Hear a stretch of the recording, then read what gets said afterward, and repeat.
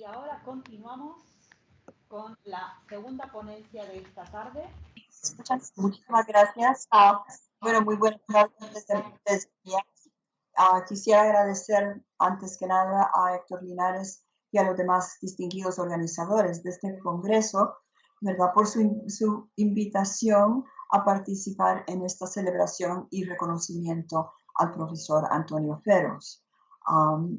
Mi intervención va a seguir en inglés, pues forma parte de un proyecto más largo en el que espero llevar a cabo la traducción de las cartas de Felipe III a su hija Ana de Austria y por lo tanto les estoy dando apenas una pequeña muestra de ello. In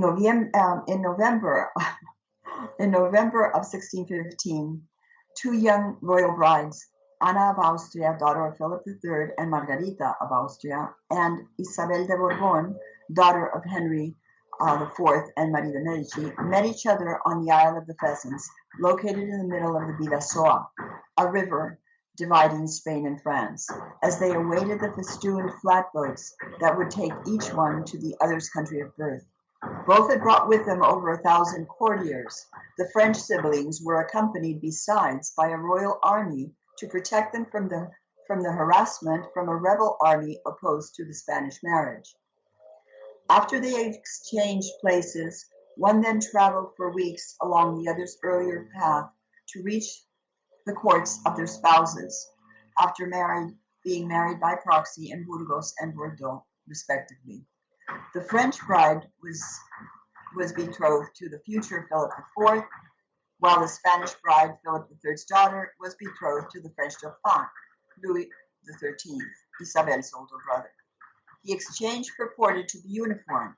Both girls were almost the same age, both had lost a parent as a child, and both received the same dowry amount of 500,000 gold écus. In terms of rank, however, their exchange across the Bidasoa was not nearly so equal. While Isabel would remain a princess until the death of her father-in-law in 1621, arrived in France already a queen consort. For France, the marriages of the two royal siblings to the Spanish prince and infanta represented the change in policies effected by Marie de Medici after Henry's assassination. Although the double marriages had been proposed when Louis was no more than 1 year old, numerous conflicts during the following years placed the unions in doubt. Negotiations broke down, for instance, after the Peace of London in 1604 and the ceasefire with the United Provinces in 1607, when France refused to stop aiding the Dutch rebels. In April of 1610, Henry further thwarted the marriage proposals by signing the Treaty of Bruzzolo with Duke Carlo Emanuele of Savoy against the Spanish and Austrian Habsburgs and promising Isabel to the Duke's son. On Henry's death the following month, however, Marie de Medici, who had assumed the regency, refused to honor the treaty in an allegedly pro-Spanish mood. For Spain, the marriage alliances would be a major factor in maintaining peace between the two most important Catholic kingdoms of early modern Europe. As pawns of the Pax Hispánica, the young royal couples represented the early modern period's varying approaches to child rearing. Because the French siblings spent much of their childhood away from the Paris court, their brief encounters with their parents were frequently intense and emotional. Narratives describing the Dauphin's education and rearing remark on the difficulties in disciplining royal offspring. Some historians have suggested that Henry's mistreatment of Louis through corporal punishment created the child's constant need for approval.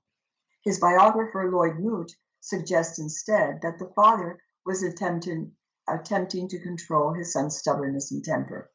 Similarly, most historical narratives claim that Marie de Medici was cold and indifferent toward her children.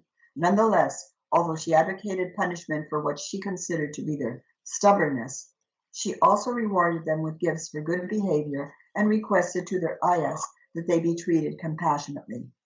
In comparison to the information available on Isabel and Louis, there is very little documentation on Philip and Anna.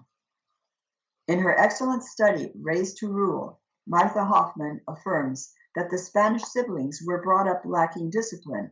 There is no evidence that they were ever physically punished, and their education, with little humanist orientation, was criticized by Philip IV himself. Although both Louis and Anna had lost a parent in childhood, the French Dauphin was fastidiously supervised by numerous physicians, especially Jean Hervard, who kept a journal of Philip's daily activities and with whom the Dauphin developed a close attachment. By contrast, Anna's love of her mother served to bring her much closer to her father. The 5 years Philip spent as widower with Anna at his side increased his affection toward his elder daughter. Although Maria de Medici had wished the exchange of both royals to take place soon after the marriage contracts, he appealed to the Queen Regent that Anna stay by his side some time longer due to his loneliness. Yet the delay also entailed a political strategy to make sure that Anna reached the age when she could renounce her succession rights, a requirement by the French. At 14, Louis had also reached maturity and assumed the kingship, so Anna would enter France as queen consort with her mother-in-law, now queen mother, rather than queen regent. As Anna journeyed from Valladolid to France, she was accompanied by her father until they reached Fuenterrabía, where Philip delayed her departure through a series of picnics and visits to convents. This was as far as Philip would travel. There he awaited the French princess as his new daughter. Although the Duke of Lerma had been charged with the exchange, an unexpected illness impeded him from traveling with the Infanta's large retinue to the Birasoa. Instead, his son, the Duke of Uceda, handed Anna to his French counterpart, the Duke of Guise, who handed him Isabel de Bourbon. As was customary for dynastic marriages, the princesses would never again return to their countries of origin. The most painful separation, however, was seemingly felt by Philip, as reports circulated of his sadness over his daughter's departure. Philip's familiar relations remain understudied, in part due to his having been overshadowed by his famous father, Philip II, and his son, Philip IV. Along with the sobriquet of Pius, Philip has traditionally been described as an indolent and irresponsible monarch, held completely in thrall by his favorite, the Duke of Lerma, to whom he had become closely attached when as a young prince. In his revisionary study of their relationship, Antonio Ferros takes care to point out that while Lerma first rose to power at court by ingratiating himself with the prince, once Philip became king, he revealed a surprisingly strong character, soon learning to take advantage of Lerma's political expertise in what Ferros considers a strengthening rather than a weakening of royal power. In correcting Philip's negative public image, he shows how the king maintained his sole sovereignty by claiming the right of final decision. Ferros' superb study thus reveals a radically altered political view of the king, whose anniversary we commemorate this year, anniversary of his death.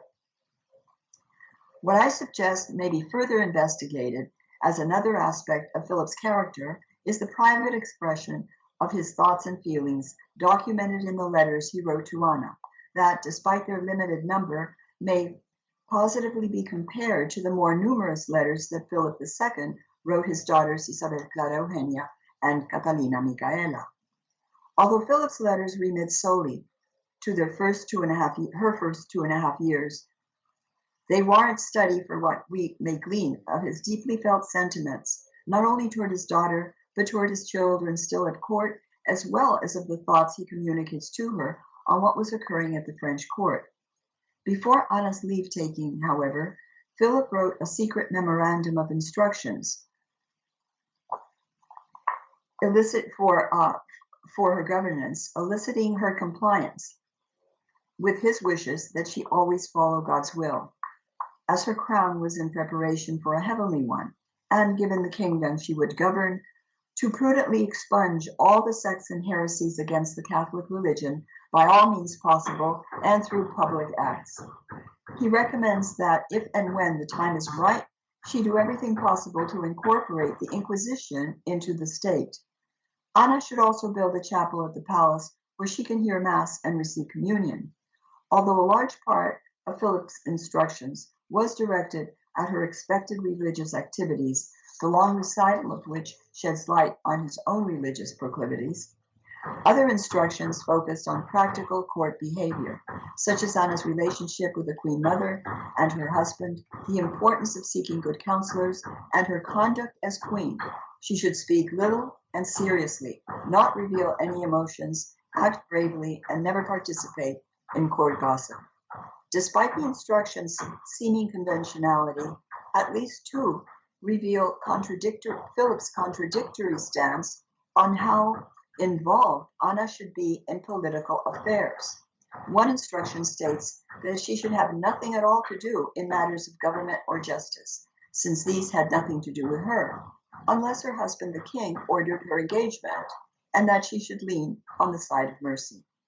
Yet in another instruction on foreign policy, he states that if war were waged between him and the French king, she should support her husband publicly, as was her obligation, but in secret, she should order prayers, alms, and other similar activities in order to end that war. As Anna was only 14 years old when she left for France, the political issues Philip introduces in these secret instructions needed to be reinforced over time by the king through other means.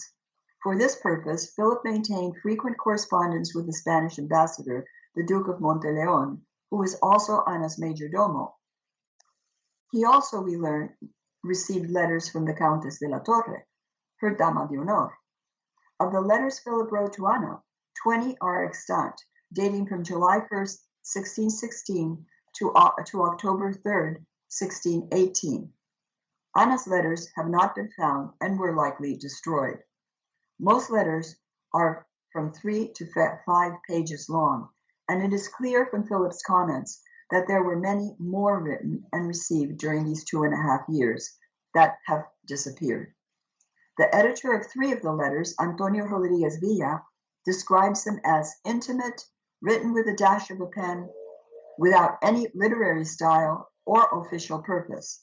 Instead, he praises their sincerity, as they wonderfully reflect the character and sentiments of their author. He considers them valuable in that they remit to courtly customs and events that, while not of interest to political history, at times uncover the causes of some otherwise inexplicable occasions.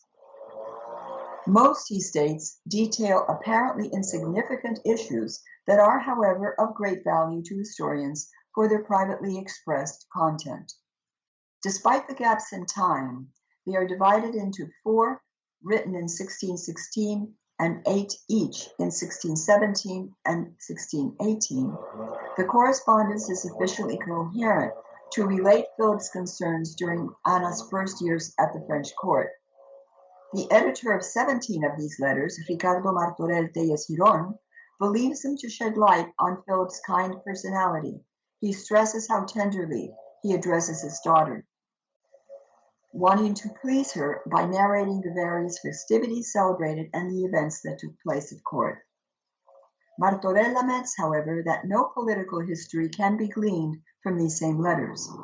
Yet recent studies of royal correspondence give proof of the inherent inseparability of politics from the domestic lives lived at early modern courts.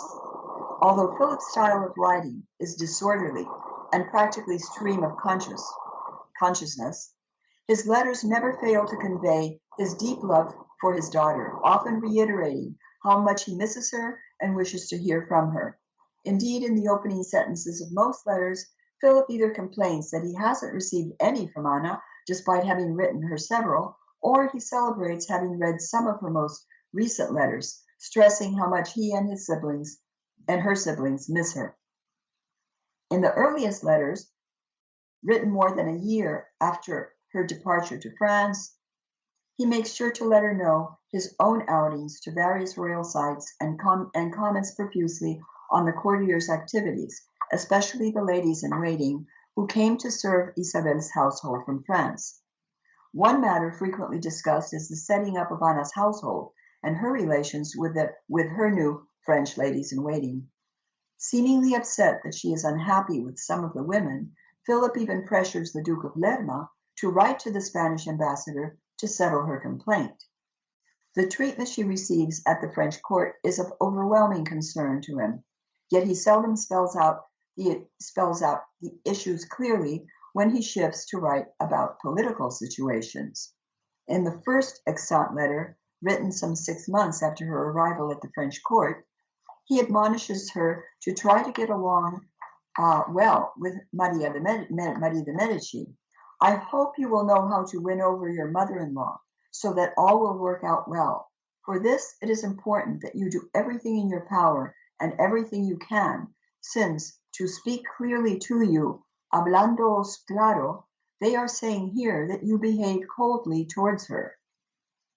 He further adds, and make sure to keep the marshal's wife, that is, the wife of Concino Concini, the Marqués d'Ancre, content, as it is said here that that is the best approach to take. And of course, I have to make a comment here that because the letters end in 1617, there are no letters, no future letters from Philip that might refer to Concini's and his wife's death.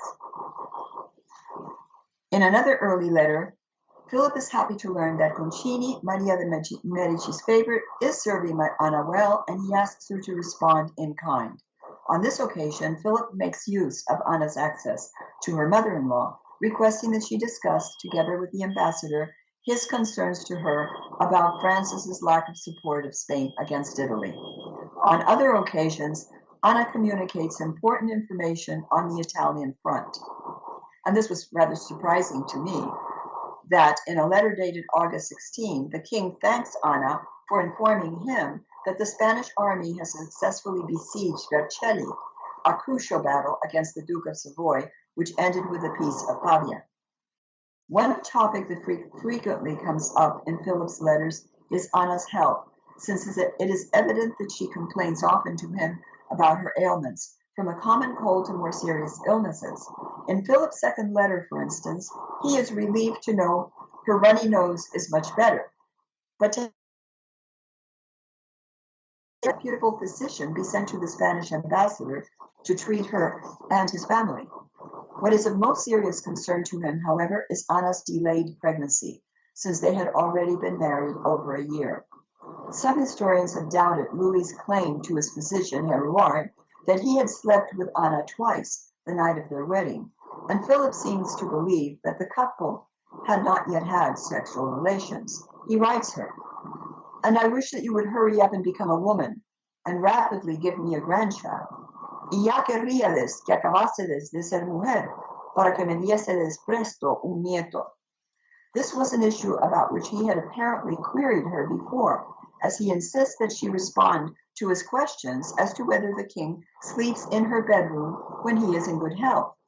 Because Philip believes such a discussion will cause his daughter some discomfort, he tells her not to be embarrassed to respond to him as a father whom she knows loves her very much.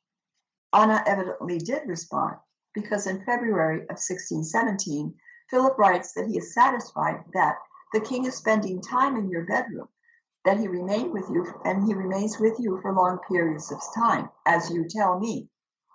Y paréceme muy bien, el rey se vaya hallando también en vuestro aposento, que esté con vos tantos ratos como me decís.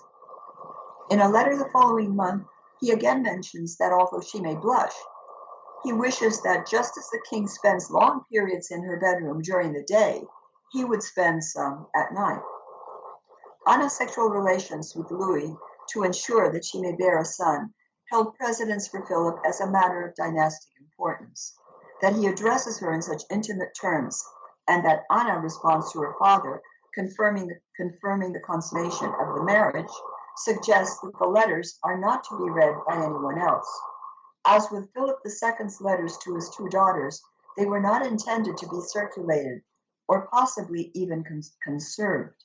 We know, for instance, that Philip II's letters were saved solely because Catalina Micaela took them with her to Turin, where after her death, they passed into the state archives. For this reason, personal letters present a more trustworthy source of information and may be investigated for what they reveal of their authors beyond official documents. Philip's letters serve to reveal a more complex character beyond his piety, as they not only disclose the king's strongly felt emotions toward his family and his enjoyment of nature, but they also depict his concerns for what was occurring at the French court and at the broader European stage. Thank you very much.